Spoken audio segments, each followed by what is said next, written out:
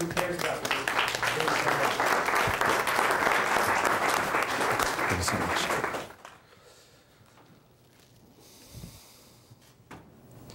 Who cares about religion? Why do we chain ourselves to such archaic beliefs in a deity that we cannot sense or prove? Doesn't religion just cause hate, war, and violence? These are the questions being posed to those of faith today. How do you answer that? Where do you begin? I'm going to start with letting you know that I'm not here to preach any particular religious leanings or my own theological leanings. What I am here to discover is what religion teaches, what its relevance is to our day of modernity and science and technology. I'm going to start off with talking about modern religion. I'm going to term all modern religion as good religion. It's very different from the ancient paganisms our ancestors practiced. Why do we no longer have temples to Zeus or practice Norse rites? While these religions did teach many things that our current religions do, they lacked one thing. The object of worship was not a thing of goodness and perfection. It was a flawed and sinful being. Modern religion, good religion, focuses on an innate goodness, a universal goodness at its core. I'm reminded of a story of Socrates talking to an Athenian man on his way to the courts. Now, this man posed the question to Socrates, "What is goodness?" And Socrates replied, "Do we say something is good because God says it's good? Or is something good, or does God say something's good because it is innately good?" This is the first lesson of religious relevance. Innate goodness, a universal perfection that we can focus on. Religion also teaches many ethical things, ethical traits that any man or woman who wishes to be successful will have. For example, Jesus taught forgiveness.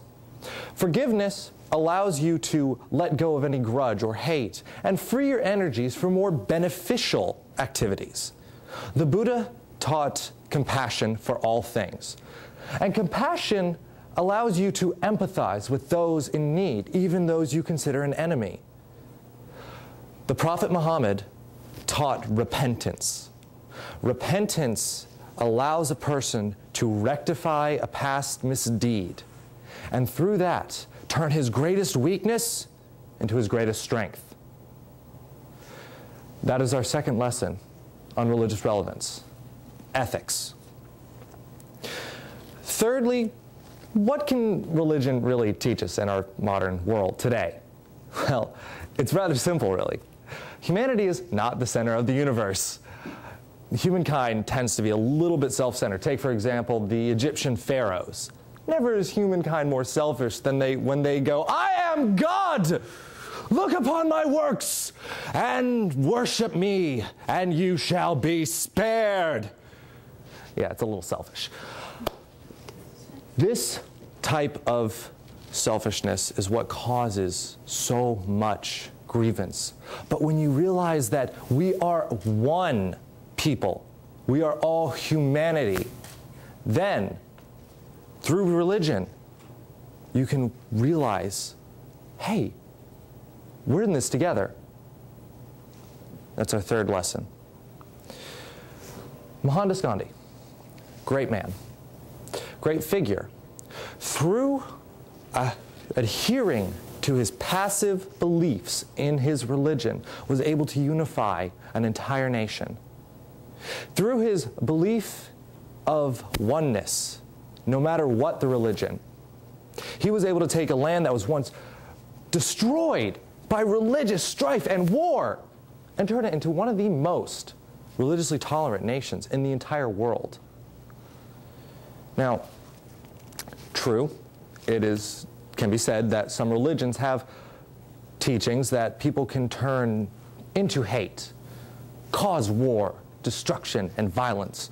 But these people are taking the innate goodness and perverting it.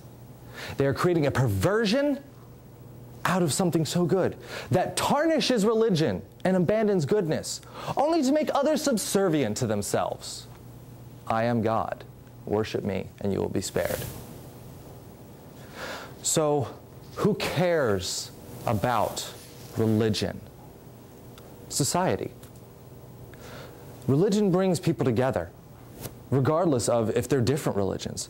For example, the Muslim pilgrimage called the Hajj. It brings Muslims from around the world of different colors, creeds, dialects, everything together for a few days to practice one of the most sacred rites in Muslim religion. The Buddhists have their prayer vigils, same as the Catholics do.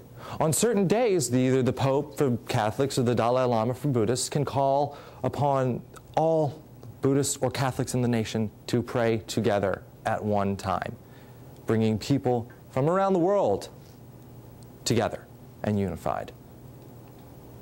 So who cares about religion? We do. Goodness exists regardless of your persuasion, and this innate goodness is taught by religion. Who cares about religion?